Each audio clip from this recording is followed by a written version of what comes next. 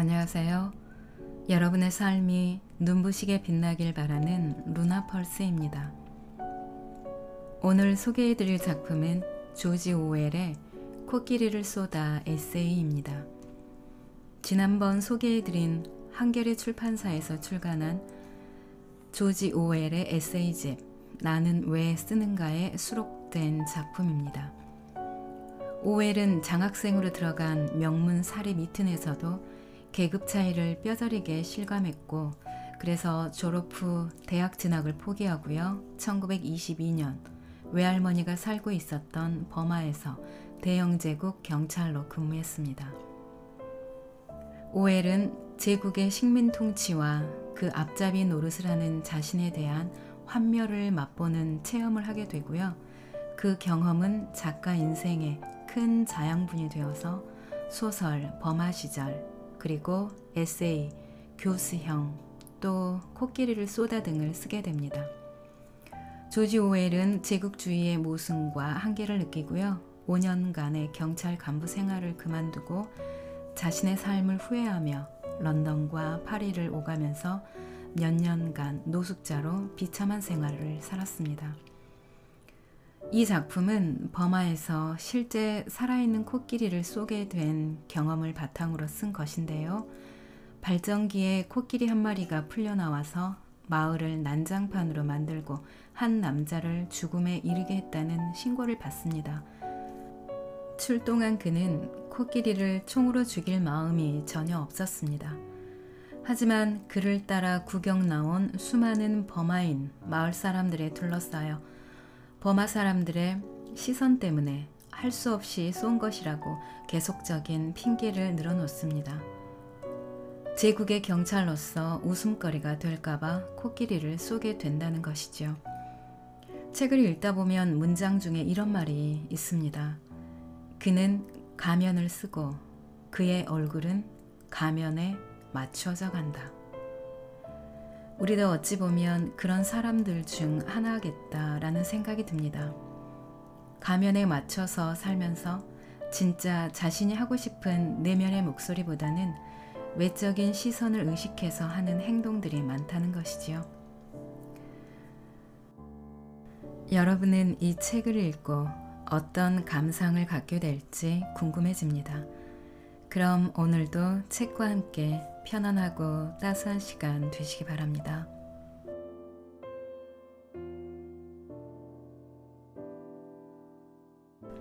코끼리를 쏘다. 남부 버마의 몰맹에서 나는 많은 사람들의 미움을 받았다.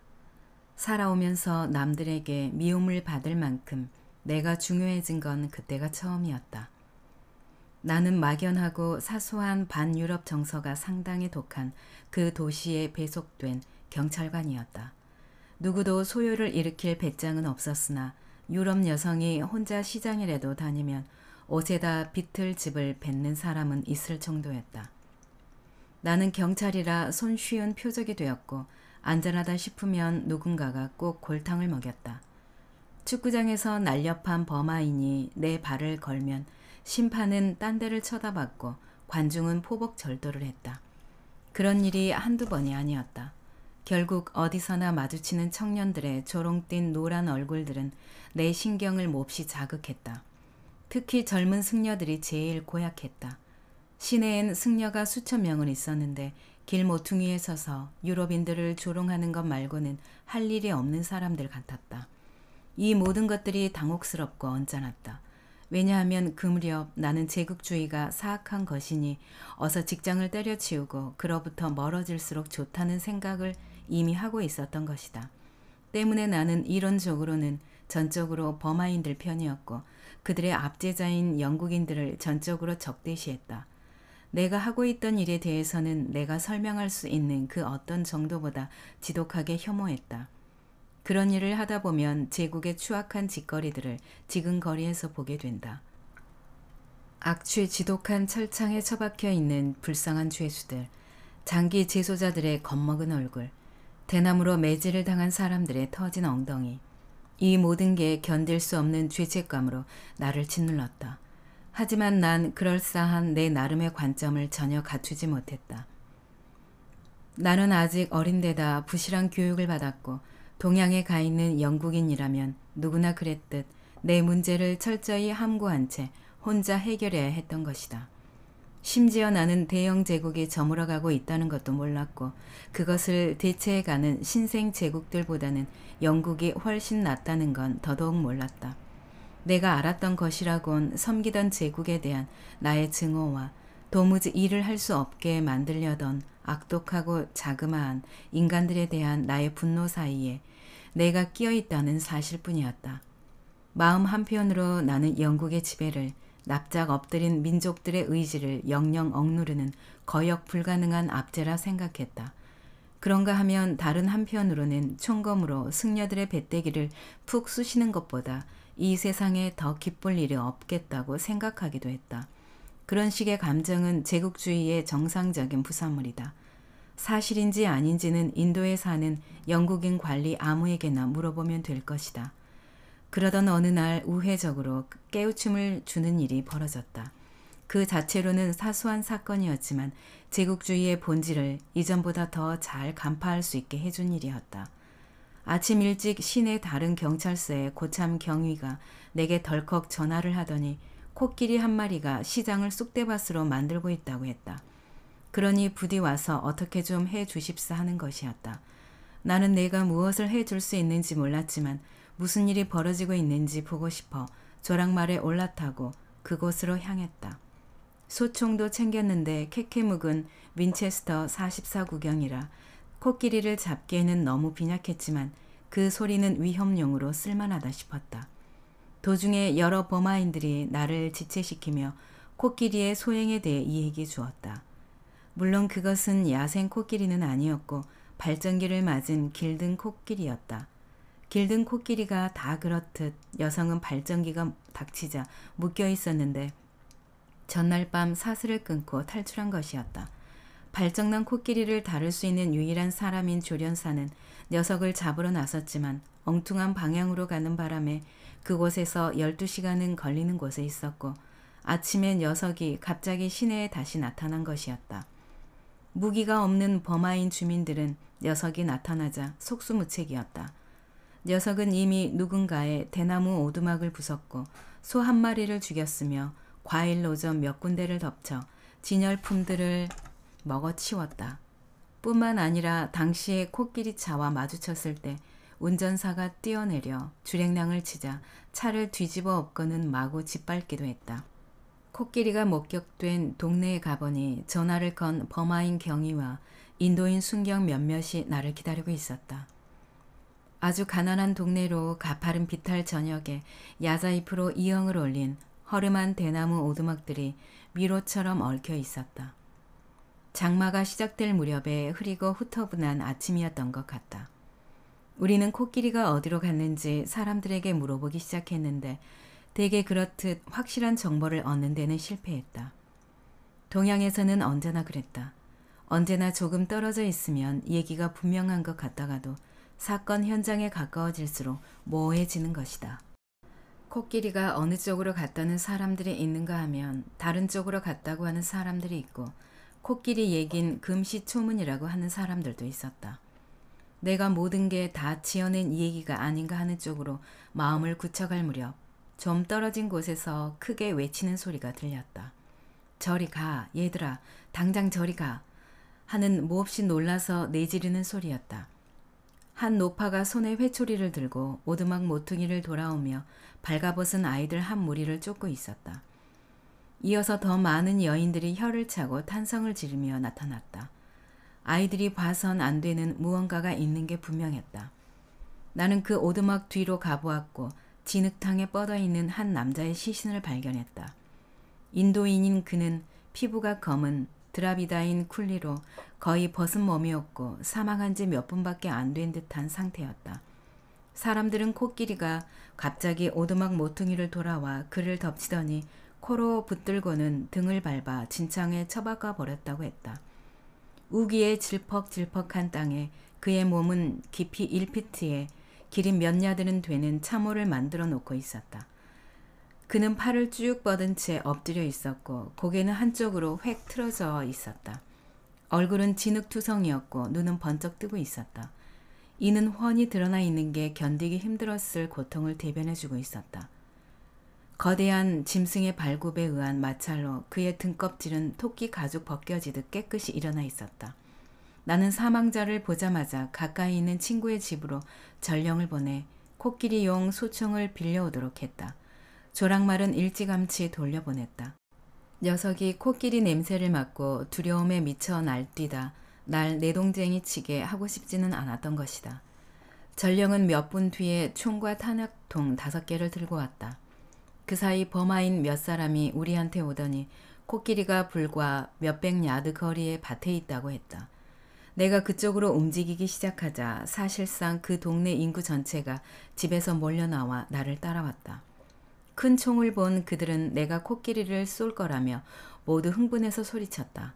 그들은 코끼리가 자기네 집을 대놓고 부술 때는 대단한 관심을 보이지 않았지만 이제 코끼리가 총을 맞을 거라고 하니 달라졌다. 영국인 군중이라도 그랬을 것처럼 이 일은 그들에게도 제법 재미있는 사건이었다. 더구나 그들에게는 고기 생각도 있었던 것이다. 나는 어딘가 마음이 편치 않았다. 우선 나는 코끼리를 쏠 생각이 없었으며 자기 뒤를 따라오는 군중이 있다는 건 언제나 당혹스러운 일이다. 나는 비탈 아래로 저벅저벅 걸어갔다. 총을 어깨에 걸친 데다 뒤로는 계속해서 늘기만 하는 군중이 서로 밀치며 졸졸 따라오니 내 모습은 내가 느끼기에도 바보스러웠다. 오두막들이 얽혀있는 동네를 다 벗어나 비탈 맨 아래까지 가니 자갈길이 나오고 그 너머로 진창이 된 황량한 밭이 천야들은 펼쳐져 있었다. 아직 갈지 않은 밭은 우기가 막 시작되어 흠뻑 젖어 있었고 여기저기 거친 풀들이 자라 있었다. 코끼리는 길에서 80야드쯤 떨어진 곳에 있었고 왼쪽 옆구리를 우리 쪽으로 향하고 있었다. 녀석은 군중이 다가오는 것에 조금도 관심이 없었다. 풀을 한 다발씩 뜯어 무릎에 쳐서 닦은 다음 입에 쑤셔 넣기만 하고 있었다. 나는 이미 길에 멈춰 서 있었다. 나는 코끼리를 보자마자 쏴서는 안 된다는 걸 완벽하리만큼 확실히 알았다. 멀쩡한 코끼리를 쏜다는 건 심각한 문제이며 피할 수 있다면 분명히 피해야 하는 일이었다. 게다가 멀리서 보니 평화롭게 풀을 뜯는 코끼리는 소보다도 위험스러워 보이지 않았다. 그때 나는 발전기의 발작은 이미 지나가 버렸다고 생각했고 지금도 그렇게 생각한다. 그렇다면 녀석은 위험하지 않게 그저 배회할 것이고 조련사가 돌아가서 데려가면 그만일 터였다. 더욱이 나는 녀석을 쏘고 싶은 마음이 조금도 없었다. 그래서 나는 좀 지켜보며 녀석이 다시 난폭해지지는 않는다는 걸 확인한 뒤 집으로 돌아가기로 했다. 그런데 그 순간 나는 돌아서다 나를 따라온 군중을 흘낏 보고 말았다. 막대한 인파였다.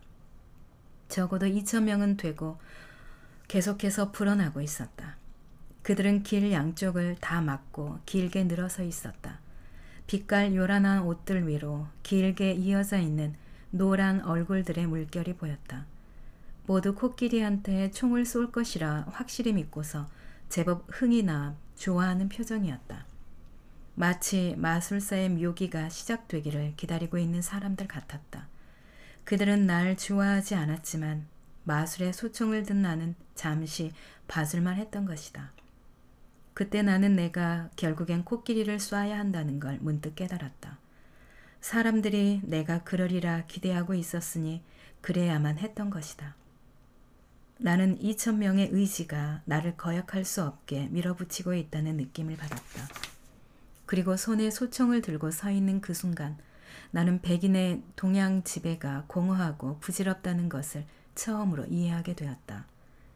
여기 무장하지 않은 원주민 군중 앞에 총을 들고 서 있는 백인인 나는 겉보기엔 작품의 주연인 것 같지만 실은 뒤에 있는 노란 얼굴들의 의지에 이리저리 밀려다니는 바보 같은 꼭두각시였던 것이다. 그 순간 나는 알게 되었다. 백인이 폭군이 되면 폭력을 휘두르고 말고는 자기 마음이지만 백인 날이라는 상투적 이미지에 들어맞는 가식적인 꼭두각시가 되고 만다는 것을 말이다. 언제나 원주민에게 강한 인상을 심어주기 위해 안달하고 그래서 위기가 닥칠 때마다 원주민이 예상하는 바대로 행동해야만 하는 게 그의 지배 조건이기 때문이다. 그는 가면을 쓰고 그의 얼굴은 가면에 맞춰져 간다. 그러니 나는 코끼리를 쏴야 했다. 나는 소총 심부름을 시킬 때부터 이미 그럴 것이라 알린 셈이었다. 백인 나리는 백인 나리답게 행동해야 한다. 단호하고 생각이 분명하고 확실히 행동하는 것처럼 보여야 하는 것이다. 2,000명이 졸졸 따라오는 가운데 총을 들고 여기까지 왔다가 아무것도 안 하고 슬그머니 물러나 버린다. 그런 건 있을 수 없는 일이었다. 군중들이 날 비웃을 터였다. 나의 모든 행동은 동양에 있는 모든 백인의 삶은 비웃음을 사지 않기 위한 기나긴 투쟁이었다. 하지만 난 코끼리를 쏘고 싶지 않았다. 나는 코끼리가 정신이 팔린 할머니 같은 태도로 풀 다발을 제 무릎에 터는 모습을 지켜보았다. 그런 존재를 쏜다는 건 살인처럼 꺼림직한 일이었다. 그 나이에 나는 짐승을 죽이는 것에 대해 결벽정이진 않았지만 코끼리는 쏘아본 적도 없었고 그러고 싶었던 적도 없었다. 더구나 코끼리 주인 생각도 해야 했다. 코끼리는 살아있으면 적어도 100파운드 가치가 있지만 죽으면 상악값 정도만 건질 수 있을 뿐이었다. 하지만 나는 신속히 행동해야 한다. 나는 우리가 동네에 도착했을 때 거기 있었던 경험이 있어 보이는 버마인들 몇몇에게 코끼리가 어떻게 행동했는지 물었다. 그들의 대답은 한결같았다. 내버려 두면 본체만체 했지만 너무 가까이 가면 덤벼들 수 있다는 것이었다. 그로써 내가 할 바는 명명백백해졌다. 나는 코끼리 가까이 아마도 20야드 거리 이내까지는 다가가서 코끼리의 행동을 확인해야 했다. 코끼리가 덤벼들면 쏴야 할 것이고 날 본체만체하면 조련사가 올 때까지 내버려둬도 좋을 것이었다. 그러나 난 내가 그렇게 하지 않을 것임을 알았다.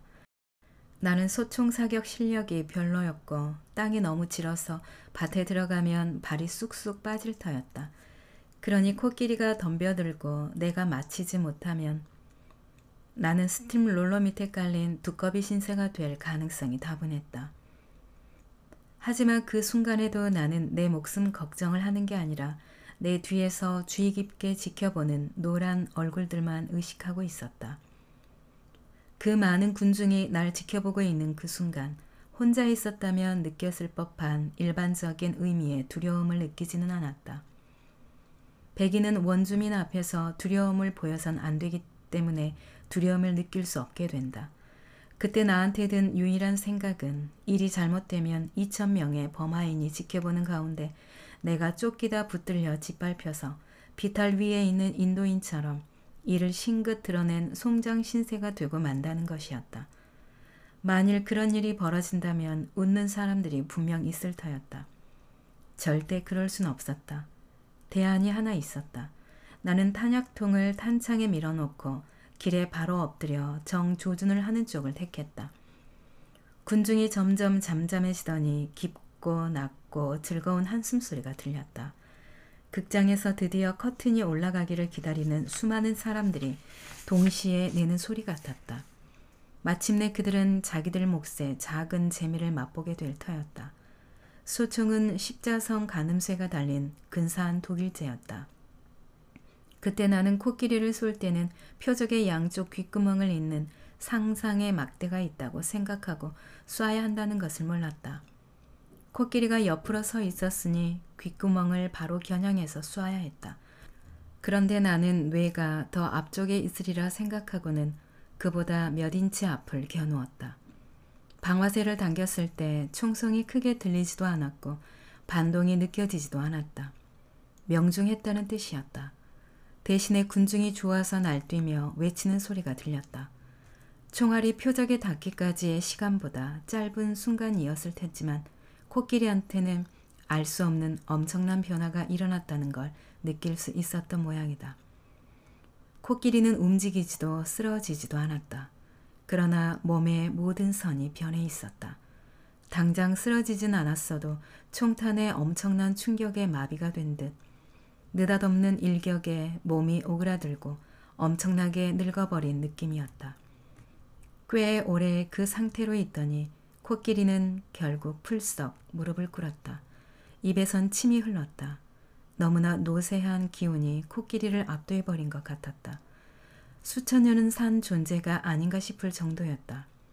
나는 같은 자리에다 다시 총을 발사했다.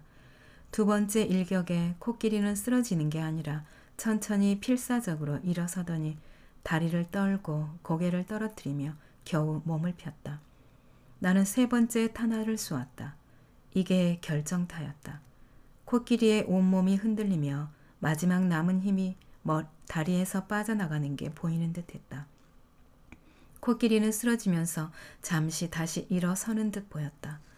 뒷다리는 무너졌지만 코를 나무처럼 하늘로 뻗은 모습이 거대한 바위가 위로 솟구치는 듯했다. 코끼리는 처음이자 마지막으로 트럼펫 소리 같은 울음을 토했다. 그러고는 배를 내 쪽으로 향하며 쓰러졌다. 쿵 하는 소리가 내가 엎드려 있는 땅까지 흔드는 듯했다. 나는 일어섰다. 범하인들은 이미 나를 지나쳐 진창으로 달려가고 있었다. 코끼리가 다시 일어나지 않을 건 분명했지만 죽은 건 아니었다. 아주 규칙적으로 길게 그르렁거리며 헐떡일 때마다 거대하고 불룩한 옆구리가 고통스레 오르내렸다. 입은 해벌레져 있어 옅은 분홍빛인 목구멍 깊은 것이 보일 정도였다. 나는 코끼리가 죽을 때까지 오래 기다렸다. 하지만 호흡은 더 약해지지 않았다. 결국 나는 남은 두 발을 심장이지 싶은 부분에 발사했다. 빨간 벨벳처럼 진한 피가 쏟아져 나왔지만 그래도 죽지 않았다. 총을 맞을 때 몸을 꿈틀하지도 않았고 고통스러운 호흡은 쉬지 않고 이어졌다. 나는 그 불쾌한 숨소리를 끝내야 한다고 생각했다. 그 거대한 짐승이 움직일 힘도 죽을 힘도 없이 그 자리에 쓰러져 있는 꼴을 보는 것도 그 목숨을 어서 끊어버릴 수 없는 것도 몹시 불쾌한 노릇이었다.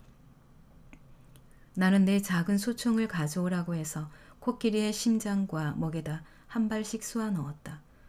아무 효과도 없는 듯했다. 고통스러운 헐떡임은 시계 초침이 움직이듯 꾸준히 이어졌다. 결국 나는 더 이상 견딜 수 없어 자리를 떠나버렸다. 죽기까지 반 시간이 걸렸다는 이야기는 나중에 들었다. 범하인들은 내가 가기도 전부터 칼과 바구니를 들고 나타났다. 정오 무렵엔 코끼리가 거의 뼈만 남았다는 얘기도 들었다. 물론 그 후 코끼리 사살에 대해 왈가왈부하는 소리가 끝도 없이 이어졌다. 주인은 몹시 화를 냈지만 인도인일 뿐이니 아무것도 할 수 없었다. 더구나 나는 법적으로 정당한 행위를 한 것이었다. 미친 코끼리는 주인이 제대로 못 다스릴 경우 미친 개처럼 죽어야 했던 것이다. 유럽인들 사이에선 의견이 갈렸다. 나이 든 사람들은 내가 옳았다고 했고 젊은 사람들은 쿨리를 죽였다고 코끼리를 쏘는 건 터무니없는 짓이라고 했다. 코끼리는 그 어떤 드라비다 쿨리보다 가치가 있다는 것이었다. 그래서 나중에 나는 그 쿨리가 코끼리 때문에 죽은 걸 큰 다행으로 알게 되었다. 덕분에 나는 법적으로 정당할 수 있었고 코끼리를 쏠 핑계가 충분했던 것이다. 나는 내가 코끼리를 쏜 게 순전히 바보처럼 보이지 않으려고 한 짓이었다는 걸 알아차린 사람이 있을까 하는 생각을 종종 하곤 했다. 낭독은 여기까지입니다. 오늘도 끝까지 들어주셔서 감사합니다. 여러분의 친구 루나펄스였습니다.